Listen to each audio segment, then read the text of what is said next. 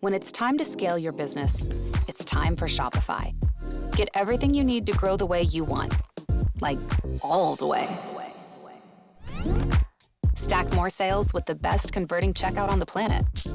Track your cha-chings from every channel, right in one spot. And turn real-time reporting into big-time opportunities. Take your business to a whole new level. Switch to Shopify. Start your free trial today. How many discounts does USAA Auto Insurance offer? Too many to say here. Multi-vehicle discount, safe driver discount, new vehicle discount, storage discount, legacy. How many discounts will you stack up? Tap the banner or visit USAA.com/auto discounts. Restrictions apply. I'm Nina Concepcion. And I'm Catherine Bourne-Taylor. And we are obsessed. Obsessed is a comedy podcast about your hyperfixations. The ones that keep you up at night, hijack your group chats, or send you down a rabbit hole. Each episode, we deep dive and unpack the niche interests you just can't get your mind off of. No obsession is too weird when you're among friends. Hi, Nina. Hi, Catherine. I'm so glad to be back for another Obsessed Day. I know. Oh my gosh, how are you doing? I'm great. Can I share something I'm obsessed with? Yes, with please, you. Please. It's really bringing a lot of joy to my life. The Summer I Turned Pretty is. Oh my God. Listen, I love the show. Okay. I love the show. But the thing that I'm even more obsessed with is the fandom. Oh my God. Like, we're talking super literate, like smart people, as usual, mostly young women, breaking down like the symbolism, the tropes. It's like deep, deep literacy. You know that sound that's like, oh, how I love being a woman. Oh, I just love being a woman. That is, wow. How did you get plugged into because obviously, like, yeah, Summer I Turned Pretty. I watched the first 2 seasons. I haven't watched this season, but very popular. How did you get plugged into the fandom lore? Well, first you should watch this season. I know. I didn't watch the second season. I don't think I finished the second season, but I don't care. I can jump right in. No, it doesn't matter. It doesn't matter. I got plugged in, I think, because like a lot of my TikTok content is like fun shows that women tend to like, you know. Yeah. K-dramas, there's not like a big crossover, right? I think. Also, I think I got plugged into it because like I would stop and I would watch them. Like, it's really fascinating. So it's like talking heads on TikTok of people like making the parallels, because I saw your Instagram story and it was like someone comparing what's his face to like Jeremiah to Hermes. I can't. It's so accurate. And then also it's like they'll break down the episodes. They'll be like, what's his name? I keep Conrad, like Colin or something. Connie, baby. Connie made 2 U-turns in this episode. One to pick up Sally, one to make sure she gets a peach. You know what 2 U-turns are? The infinity symbol. No. The infinity symbol, like the necklace he gave her that she still has. Wow. It's stuff like that. And also the fact that like when Taylor Swift plays, that's when like Belly is most like in her body and connected to herself. Same thing, like I guess in the show she's always had. Again, I'm not like an expert on this show. I just love these people. I guess like when she like has an inner dialogue, or I guess she's had an inner dialogue like the whole show, and then season 3 like it's stopped because she's like not really listening to herself. Oh my God. Is she with Jeremiah this season? Jeremiah, and he's the worst. I know how the entire thing ends because I read the Wikipedia of all the books. Oh, I know how it ends because too. I needed to know who she ends up with. But that is, I'm curious if the freaking creators of the show even put this much. No way. The writers. Think they did. You do? I think Jenny Han is actually like a prolific. That's right. It's Jenny Han. Yeah, and she's involved in the show. Yeah, she directed an episode, which I'm like, yeah, I want to be Jenny Han. She like created this whole world. I think I'm kind of obsessed with Jenny Han and the idea of like being her too. That's so cool. She created this whole world, and now she's kind of considered like the expert and like vibe curator of the whole thing. I don't know. I just think it's all very fascinating. And I love how young women are like, actually, you can think it's silly. I'm going to tell you why it's not silly. Yeah, I got to watch the season. Oh my God. You got to watch the season, and you just have to, mostly you just have to watch like the TikTok. the creators talking about it. Like, I need a cozy. Well, because I love the first 2 seasons because it's so beautiful, and I want to go there and I want to live there, which ties into our theme for this episode. 100%. We'll get into. But I'm like, oh my god! And then I just like got annoyed with Belly. I was so annoyed with Belly. It's psychotic. But I get it with these 2 brothers. I know. It's psychotic. And like, I was just like over it by I forget when I dropped off, but like it's still, I'm gonna watch it. So good. Okay. Like it's really fun. Oh my god. I think that you should watch it. I'm really enjoying it. Okay, I will. What are you obsessed with this week? I'm obsessed with 90s nostalgia TikTok right now, specifically 90s kitchens, nostalgic kitchens. 90s kitchen. I've been super anxious lately, and it's really helping with anxiety and watching these. And so I followed this one creator. It's called like VHS Kitchen or something, and she has a little, and when we move, Kyle and I are going to get a little VHS TV to put in our kitchen. Oh, I've seen this. And she plays a movie in a VHS, and then she just cooks. She'll make like brownies, like something you would have had as a kid in the 90s. It's so cozy. And so I'm obsessed with that account, and I'm obsessed with 90s kitchens. And then I'm also obsessed with 90s like Christmas TikTok, which is just like, it's just like a montage of pictures from Christmas time at the 90s with like a Christmas song playing in the background. And it's so soothing to the nervous system. That sounds so nice. And you know what's funny is, so I'm going through this like 90s revival in my own little world. And my friend, who is amazing at snail mail, she lives up in Seattle. She sent me just a lovely birthday card for my birthday. And in it, she made me 2 bookmarks. And I was looking at the bookmarks, and I'm like, I know. She like made them out of pages from a book, and I recognize the illustration as American Girl World, not like the character books. And so I was like, where's this from? I know this. You're unlocking like a deep 90s part. And it was from the American Girl Library, like the Manners book they put out, and then like the Care and Keeping of You. I don't know if you had that book. My mom like brought me to a bookstore and like bought me that book, and then was like, do you have any questions? Oh my God. Okay, wait. Episode idea, American Girl Legacy. Have to. We're going to do that. Because I could do a deep dive. 100%. There's so much there. There's so much. But so I was just like, oh my God, this was so like serendipitous that I'm obsessed with 90s nostalgia right now. That's just very calming me. And then I got this snail mail with 2 bookmarks. Yeah. Literally pulled from my childhood books that I used to read. Like, it's just so wild. And then we were texting. She's like, I love 90s nostalgia. Like it was the best time. 90s kitchens, like the different themes, the like vineyard kitchen, the rooster kitchen.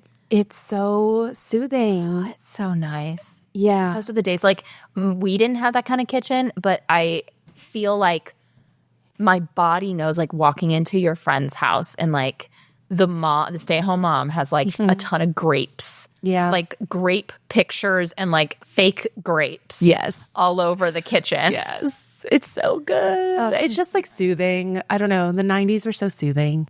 So yeah, that's what I'm obsessed with. They, in retrospect, are very soothing. They were. I wonder if they were that soothing when we were there. Like, I mean, obviously, like whatever family trauma you had, but overall, I think it was an amazing time to grow up. I totally agree. Like, I just think of like all the shows we had. We were outdoors all the time. Like, not to sound like a fucking boomer, but it was like a really good time for, I think, children's nervous system. There's a reason why Gen Zers are like really obsessed with the 90s and like really and why we all romanticize it. I think we romanticize. I think because and I'm also obsessed with the comment section, because anytime I'm in like a 90s nostalgia, the comments are like, I'm sobbing, like I can't handle this. It makes me want to throw up how much I miss it. Like we didn't know how good we had it, like all this stuff. And I'm like, oh my God, millennials, I think we are a traumatized generation for so many reasons. I know. And we all yearn for community. Which brings us to this week's obsession. I pitched this to Nina and she was like, oh yeah, it sounds great. This is like more of a concept than a thing. But I recently have gotten really obsessed with the concept of a perfect community. And the question of like, is there such a thing as a perfect community, and how do we build it? Like, is that real, or is it just a thing in fiction that we like to imagine? Yeah. I think that, and obvious, makes so much sense, especially because, like, I don't know if I yearn in real life for a perfect community. Like, but in fiction, like when I see it in fiction or movies or books, yes, it's that yearning of like, I want to jump into that world so bad. Let's perfect community in fiction. And we have, we'll talk more about like our favorite fictional communities and towns and places. But it's an interesting concept because I know, I don't know. It's just, we can get into it. What do you think makes like a perfect community? Or I should ask, like, whether it's fiction or real, what do you think like are some things that go into it? Walkability. Oh, I think, and maybe that's just because in LA you have on like little pockets of walkability, but I think and I love LA. I'm ride or die LA forever. I'll never move out of this city, probably. This damn city. I love it. I'm like so a defender of LA, but I think what's hard is like, I think that's why, like, for instance, like I love Atwater Village. I was just thinking of Atwater Village. It's a perfect example of like this wonderful little community that you go to. You can walk around all the shops. You see the same. Atwater Village is where we do our show, by the way. Yeah, there's like arts going on. You see people that you know everywhere. Yeah.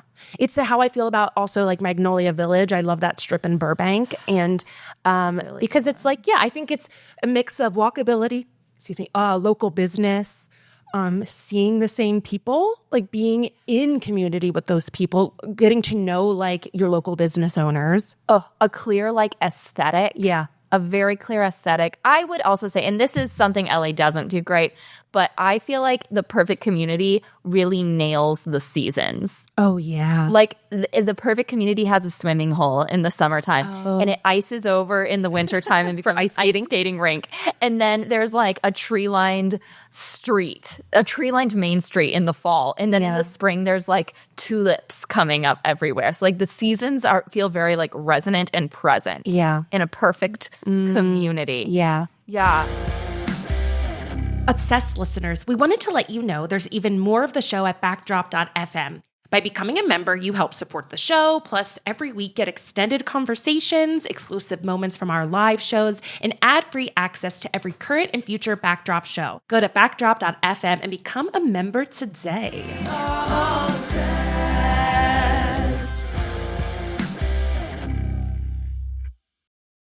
I am your host, Stassi Schroeder. Welcome to Tell Me Lies, the official podcast. What's the most unhinged thing of season 3? Steven, because he's so evil. I do think he is misunderstood. You see everyone face consequences. It's intoxicating. The writers just know how to trick you. There's always a twist in this show. It's nothing you would expect. Tell Me Lies, the official podcast, now streaming, and stream the new season of Tell Me Lies on Hulu and Hulu on Disney+. New Year, same extra value meals at McDonald's. So now get 2 snack wraps, plus fries, and a medium soft drink for just $8. For limited time only. Prices and participation may vary. Prices may be higher in Hawaii, Alaska, and California, and for delivery.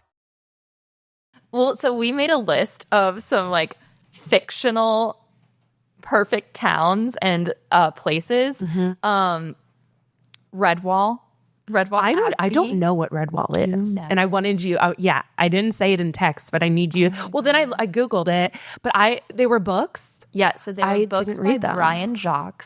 And there's like 17 of them. And it's basically like a mouse, squirrel, otter, rabbit community. I'm on board. They were a Little Bear fan. Like Little Bear was my favorite show when I was little. Talk about a perfect community, a perfect world. Oh, Little Bear had a perfect community. Yes, it's the most soothing. But that is very much, there is something about this like farm creature, woodland creature, like world. That's the thing. Usually I would say like in fiction, the perfect community is like adjacent to a city, but it's not in the city. It's like its own little like town. It's its own little town. So but Redwall is like an enclosed. It's called an abbey, which is confusing because there's no like religious system. In Redwall, perfect community. There's no like major religious system. But their thing is like feasts. Okay. Yes. Again, with the holidays or the seasons, there's like they sing these like long songs of like Martin of Redwall. He's like the mythical character for them, except there's like books of actual Martin of Redwall, like his life and times, the best ones in my opinion. But like the specific food they eat like candied chestnuts, like pheasant or they're animals, but like these story animals. Actually, it's all like vegan. But that's so cozy. Like, do you know what Brambley Hedge is? When I said Brambley Hedge, no, what is that? It's very similar. It is this. My mom, I think we found it at Goodwill when I was little. It was like an aqua VHS, and it was called Brambley Hedge, and it's stop motion little mice, and they live in Brambley Hedge. It's based on a book series, I believe, and so like I was obsessed. It had two like episodes on the VHS. One was the Winter Feast, and one was like set in the spring. And they were like gathering berries in the spring. With the season. I know. It's very important. It's very important. And it's very important to have feasts for each season. The spring feast, the winter feast. A feast is essential. Having like songs that we sing together is essential to a community. Songs that everybody knows. It's so, well, did you see 28 Years Later? Yes, it's so good. Well, the little town that, they're isolated in the Scottish Highlands, like there was something like too when they were celebrating that one night when they the father and son came back, you're in like a community hall, you're dancing, you're singing. Their tradition is tradition. The traditions in an ideal perfect. I feel like I should stop using the word ideal. It sounds very like elitist, like the perfect community. The perfect community is like they have their traditions, but it like bonds them. It doesn't come with any of the baggage that traditions can often bring. Yeah. And I wonder if it's too like tradition they create that aren't in the normal everyday world. I don't know. You know what I mean? Yeah, I do. Like not like standard traditions. Like they came up with it as a community. 100%. It's like in the show that I perform, Bellingham Bay, spoiler alert, there's like a festival that is specific to Bellingham Bay, and it's like to celebrate the fishermen. I love it. Yes, the Fisherman Festival. Yeah, and the fish festival of Bellingham Bay, and it's like that kind of thing. Like this is our thing. Yeah. And the children know about it. Yeah. It happens every year. This is a thing that like there's a figure. Yeah. Like someone has to be like the man of the fish. Like, I love it. You know what I mean? Love it. Like that's so specific to like what makes a community wonderful too. Wow. You know what I just thought of too that connects to a previous episode for all the listeners out there is like something I love about the horror genre is a lot of times when it takes place in like a small town, something disrupts this perfect community. And I love that like trope and genre. I just love a horror movie that takes place in a small town with like a little sheriff's station and a bakery and, all these little things. Oh, Twin Peaks was on my list to talk about. Yeah. Twin Peaks is like, obviously it's very dark and twisted, but I would live in Twin Peaks in a heartbeat. I always want to jump into Twin Peaks. It's a like, tight-knit community. Yeah. And you're so right. Like, I also think the perfect community is like the perfect place for a disruption to come. It's like there's the possibility of adventure in a perfect community because there's like something that is beautiful that is at risk. Yeah. Yeah. Hobbiton? Hobbiton. Oh yeah, Hobbiton. I mean, come on, the number one community of all time. It does all the things. The Shire, like you just want to live in Hobbiton more than anything. Oh my God. And they also have super specific food. Yes, and tradition, and like I think there's something about like everyone in the town celebrates like Bilbo's birthday, right? It's like a community event, a pillar of the community, and like I think like group celebrations. Yeah, we keep bringing it up, but like tradition and group celebrations is and figures. Like Bilbo being like an important figure in the town. Like, a town has a mayor. A town has an old wise man. A town has like a rapscallion kid. Like these are all the things that you need. They have like a witch on a hill or a crazy old man on a hill. Yeah, there's like the outcast. Yeah, and there's like a place in the forest that like you mustn't go. Yeah. Oh, it's so Oh my good. God. Well, this one is not like in an animal or fantasy world, but you did bring up Stars Hollow. Which I've never watched Gilmore Girls. What? Never. I know. Everyone is like, what are you waiting You gotta for? start if you're looking I for know. something comforting. I know. And so I know, I feel like I hear so much about Stars Hollow and this little, town. And like when you Google like best fictional towns, it's like Stars Hollow is like the first one that pops up. Oh, 100%. Well, and it has also, this is another thing that's important in like a good community we talk about. It's like you got to have like the restaurant, the watering hole, the coffee shop, like the places that everyone goes, like a third space. Yeah. It's the third place. It's like work, home, and then your spot. Exactly. The diner, the coffee shop, the bar. Like exactly. You know you're gonna. Sometimes you want to go where everybody knows your name. Yes. It's exactly that. It's exactly that. I know. I really need to watch. Yeah, I think. Yeah. That's so funny. You haven't watched Gilmore. I know. I was also thinking when we were compiling our list of like ideal towns or communities, I think cartoons do it really well. Like even The Simpsons, right? Like Springfield. It's like everyone knows every I don't know, it's just like I think being a 90s kid, like when I was thinking about it, like 90s cartoons, like growing up, like watching The Simpsons, watching Hey Arnold, Doug, all these like shows do it so well of like I want to live, or even going back further, like Little Bear, talking about Little Bear, like I wanted to live in Little Bear more than anything. What's the Little Bear world like? Because I don't know that. Oh, it's like country, him and Mama Bear and Papa Bear live in like this beautiful cottage. It's like the English countryside. Whoa. And like he's friends with like Goose, and there's one human, Emily, and Emily is like, I wanted to be Emily so bad. She's the only human like in the world. And they have Owl. Everyone has like the name of the animal they are. There's like Goose and Owl, and this sounds like Winnie the Pooh. It is similar. Another ideal community. It is so similar. There's like a babbling brook, and you go and you're outside all the time, and you're making flapjacks, and I'm just like, I want to live in Little Bear, please. A babbling brook. Yeah. God, yeah. Perfect communities also have like nature spaces. For sure. Built into nature, which actually brings me to a real ideal town, or at least they say it is. I'm not convinced. What? Serenbe, Georgia. Where you've been. But you're still not convinced? There's a secret there. There's some bodies. When are we getting the movie, Serenbe? Like, there has to be a movie. Well, it's like, so for people who don't know, Serenbe is this like very intentionally built and curated town in the Chattanooga Hills in Georgia. And I'm obsessed with it. Like I always have been. And every house is like connected to this intricate trail system. But of course, like these are trails that were built.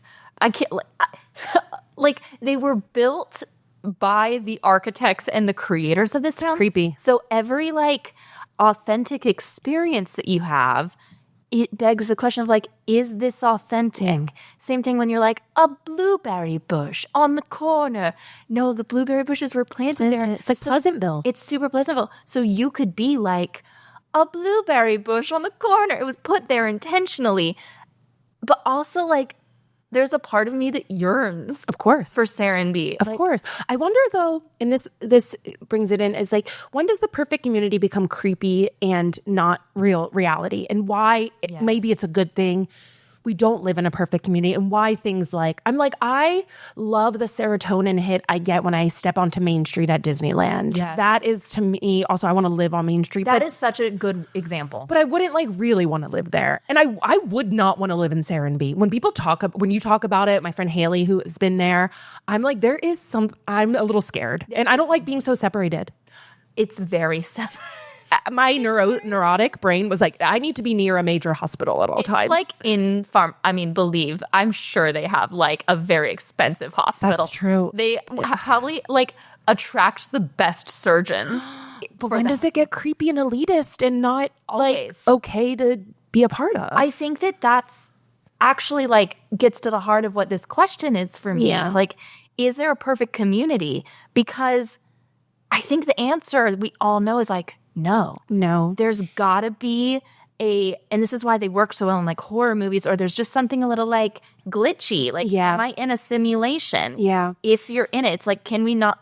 Yeah, I don't know that there is. And I think we all know that like there is no perfect situation, but we yearn for it. And so it's this like uncanny valley. Yeah. When you're confronted with like a Main Street USA. Well, and in today's like time and place, like I think something like Serenbe is for the incredibly privileged and wealthy. 100%. It feels a little Hunger Games, the capital of like, the world is burning, but you guys get to live in your ideal community. 100%. It's like if you want to like be separate from it, then you're gonna be separate from it, and you have to pay for it. It's a big price tag. You pay for it with your pocket and with your soul. That's so fascinating.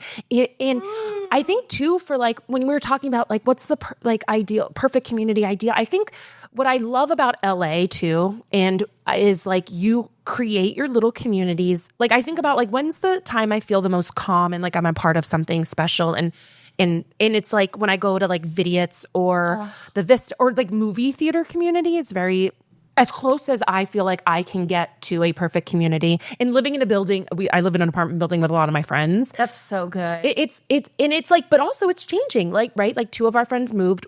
We're trying to move. So it's like, it can't last forever also. Oh my God. Yeah. It can't last forever. It can't last forever. And it can't be all the time and it's not real, but like, where do we look for it? And like, we can't stay in like, I am glad we aren't in the 90s anymore for a plethora of reasons. Yeah. But there is the nostalgia. I don't know. There's so many layers. It brings on like questions about like the nature of yearning. The nature of yearning, of growth, of adaptation. God, and like wanting something that is impossible, but also knowing that like we deserve it. And it's so tragic that like it can't be real. Well, and we both have like Christian backgrounds where you're taught there is a perfect utopia and it's after you die.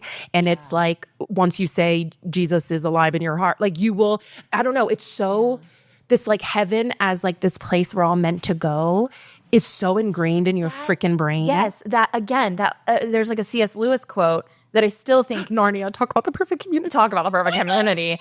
No, the beavers. I can't. That beaver hutch. The beaver hutch. I want to live. And doesn't the Mrs. Beaver make like tea for them or something? There's always tea. There's always tea. And beavers and tea. What more could you want? Well, okay. There's a C.S. Lewis quote that I actually still think is true. It's like, if I find in my, okay, I'm going to butcher it, but it's like, okay. If I find in myself yearnings that nothing in this world can satisfy, I can only conclude that I was meant for another world. Yes. And I love that quote. I do love that even though quote. like I don't believe anymore in like the context it was given, because I think contextually it was about heaven. It's about heaven, and it's like, of course you were meant for another world. Like, but it is like so beautiful, and it makes me think of like why we connect so much to fictional worlds and why we are these little obsessive weirdos, you know? Well, we also build a community through obsessions. Like I think the best way to like find community and build it for yourself is through niche interests. Yeah. And being someone who like is a joiner and is willing to like look silly and geek out about something. I love it. And that, not to keep bringing it back to like the horror, but that is why also I love horror, because the horror community is so welcoming, and it is like this little niche place where you can meet, and that's anything, right? That's so many things, but I think finding that is vital to like being a human being. And I think loneliness is amplified when you don't have that anywhere. It's football season, and you can now get almost anything you need for game day delivered with Uber Eats. What do we mean by almost? Well, you can't get a running back delivered, but you can get baby back ribs delivered. A strong defense? No. A strong deodorant? Yes. The 6-pack of abs? Nope. 6-pack of beer? Yes. Get almost anything for game day delivered with Uber Eats, official on-demand food delivery partner of the NFL. Order now. Alcohol 21 plus and in select cities. Product availability varies by region. See app for details. Kraft Mac and Cheese is better than 90s hip-hop. We'll remind you of your childhood without making you feel incredibly old. Kraft Mac and Cheese. Best thing ever.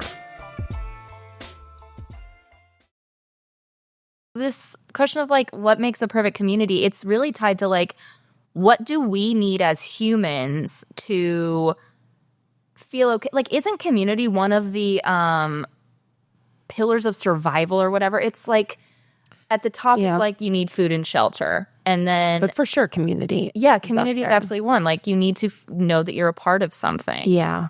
Yeah. And if there's like a coffee shop and like a brick street with no cars allowed. Oh, that reminds me, going back to real towns. Have you heard of Celebration, Florida? Oh, I sure have. It's the Disney World town. It's literally built it. It's crazy. Because we used to go down to Florida to Disney World every year, and my mom was like obsessed with Celebration. Really? Like Did you always. go to Celebration? I can't remember if we drove through it, but it was talked about all the time. The perfect community where everything has to. But that scares me because that puts pressure on you to like have your house maintained. It's the Edward Scissorhands town, it's right? totally It's like. that. It's too, I don't know, there's something really deeply insidious about it, too. Well, it sets an expectation that's unrealistic. Yeah. Again, like because the idea of a real perfect town or community in real life is unrealistic, it's like the pursuit of it can drive a person mad. Yes. It's true. Yeah.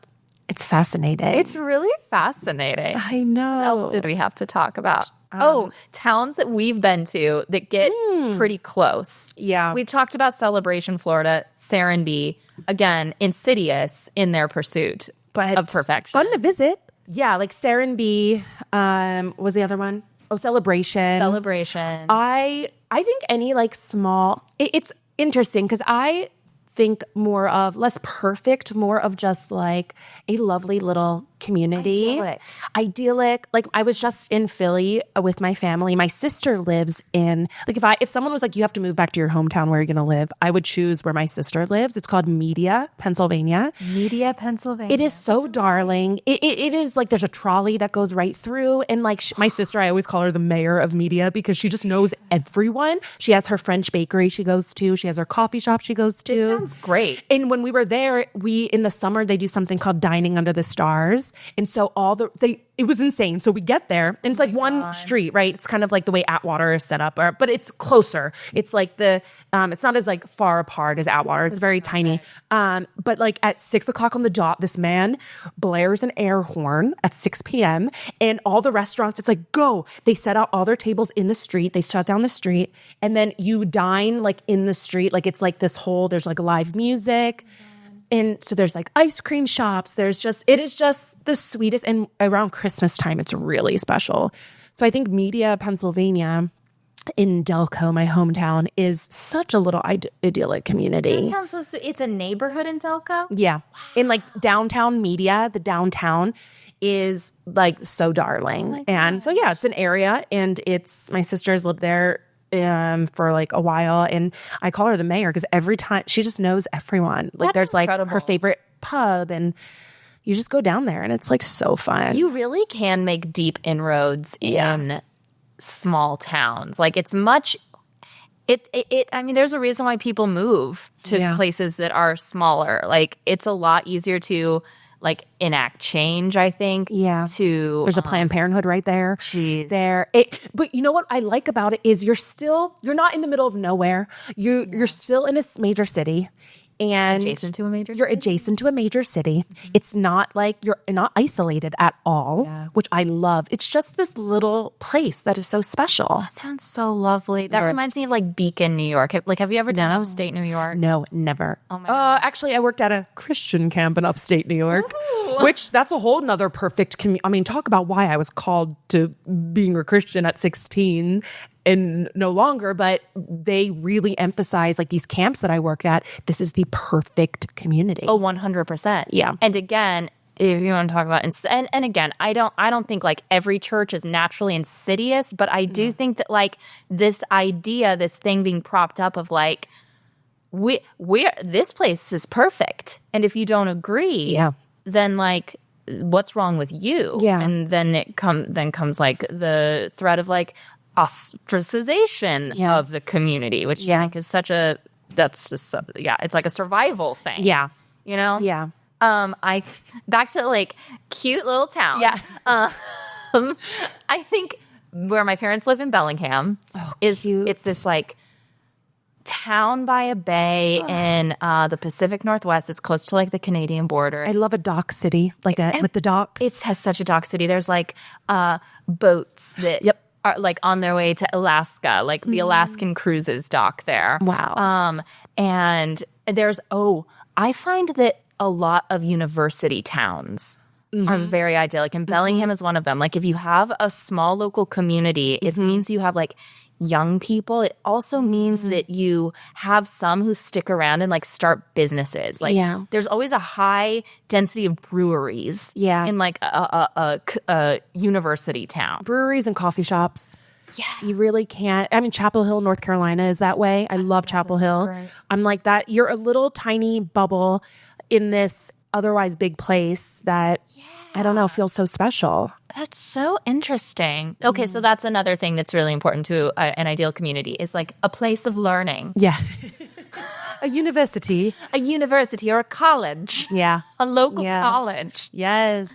Where do you stand, and I swear this is not a proposition, but where do you stand on the idea of like maybe the closest we can all get to like building our perfect community is like getting together with your friends and just like agreeing to like purchase a plot of land and all live there. Like a compound? Yeah, like compound living. What's your stance on that? I like it in theory. I think I would hate it. I'm just a city girl. At the end of the day, as much as I love Little Bear and all these things, I'm a city girl through and through. Yeah. And I even think if we could all live in the same neighborhood, that would be fun. You're down for we all buy houses on the same block. I love that. I love living. I don't want to leave. I love when all of my friends are in I love living in the valley, and I love like knowing how many of my friends live in the valley. A lot of my friends do, and like I wish everyone lived in the same area. You know what I mean? I wish when during the pandemic, we lived in like a bungalow in Pasadena. Okay, and there was like this courtyard with bungalows, and that felt pretty much perfect, and actually an example of like what I would love to do. Is like, why did you leave? Because that sounds in Pasadena. Was suing the landlord. It was a mess, but they were so like great for a time. Like the bungalows are so old too. It's like, if you're living somewhere from the 20s, it's like so cute. It has to be so well maintained. It's so well, they were just not maintained. But it was amazing because we were like removed from the street. We were far back. It felt very safe. Like I could just let my cat go around, and across the way were like Jonathan and Mary, and then to my left was Deanna, and like we all take care of each other, and we gather in the courtyard. Like you know each other. I think knowing each other, knowing your neighbors, I think that is really important. Yeah, so I'm down for like the neighborhood compound in a sense, but I don't want to. It sounds too messy. You don't want to move to Arkansas and like hell no. Arkansas is the last place I never want to visit there, and I never want to go there. You just no. Everyone from Arkansas listening just dropped the F off. Although no, she said she hates her. No, I have two great friends from Arkansas, and I think there is a place where they went or where they got married that is really cool and like the liberal. Was it Bentonville or Fayetteville? Because apparently those towns are maybe really cool. They got married in this. I should ask them, but they're the only two that make me be like, okay, not everything that comes out of Arkansas is an absolute nightmare. There's probably a lot of nice stuff that comes out. I'm sure, but no, like, scary. Like I guess too, I'm such a coast person, East Coast, West Coast. Being landlocked scares the shit out of me. That is so interesting. I do not want to be landlocked. I couldn't. I need to be on a coast. Wow. Claustrophobic. How fascinating. I like lived in Texas for a time, and you can drive for 9 hours. That's so scary. And not see body water. It's really fascinating. Something weird inside me balks at that and gets really terrified. Wow. Also, no offense to anyone who's listening from Arkansas, but come on, you guys, you have a bad reputation. No. We can all just go to Bentonville or Fayetteville. Yeah. You know? Yeah. What about you? Are you down for the compound living? I think yes is the simple answer. Yeah. I think I would love to like, if I had all the money in the world, I'd be like, let's all move to Ojai. We're still fun. close to the city. Yeah. But we're like living, or like Topanga Canyon. Oh yeah, that's a cool community. If fires would no longer existed, I would move to Topanga, but I'm too scared. That's part of what was like so sad about the fires, in addition to a lot of things. It's like there were some like really tight-knit communities. Altadena. It's like very, super idyllic, actually. Really sad. Anyway. Sad. Not to end on that depressing ass note. We're like descending into like hating on Arkansas and being like, the fire. I'm fine with hating on Arkansas. Come for me. But I stand 10 toes down on that. 10 toes down on that. I do. I never want to go there. But great people can come from it. 100%. Great people can come from anywhere. They can come from anywhere. And they'll all come together and build our perfect utopia together. Exactly. I think I just wouldn't want to go into business with friends. And that's the thing. That's what scares me. It sounds messy to like buy real estate with friends. No. It sounds pretty messy, but it also feels like maybe the only way to buy real estate in this day and age. Oh, I know. I've definitely thought about it being like, okay, if we split this like $2.5 million property 10 ways between like 5 couples, could we do it? It's like the only way. I know. It's the only way. I know. It's crazy. So we'll see. I may like need to like get in on that. Yeah. Well, any last thoughts? This is great. This really went places I didn't expect it to go. Me too. We got deep. I'm going to watch Gilmore Girls.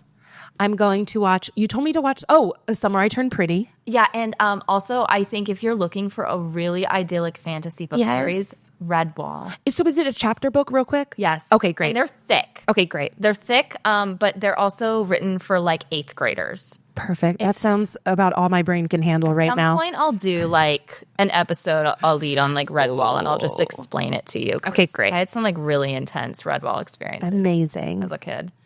All right. Well, this was great. Where can we find you, Catherine? You can find me on Instagram at Catherine Warren Taylor. Where can we find you, Nina? On Instagram at Nina_Concepcion. And you can follow us on Instagram at obsessed.theshow, and honestly, all the things. Yes, _the show. Oh my God. Okay. Don't you dare put a dot in there. Because that's our email. Yes, obsessed _the show on Instagram. We host our show in Atwater Village, an ideal community. Perfect community. Every third Monday of the month. Yep, it's great. It's at a cute wine bar, and it's so fun. Yes. All right, go out and be obsessed. Stay obsessed, y'all. We are obsessed.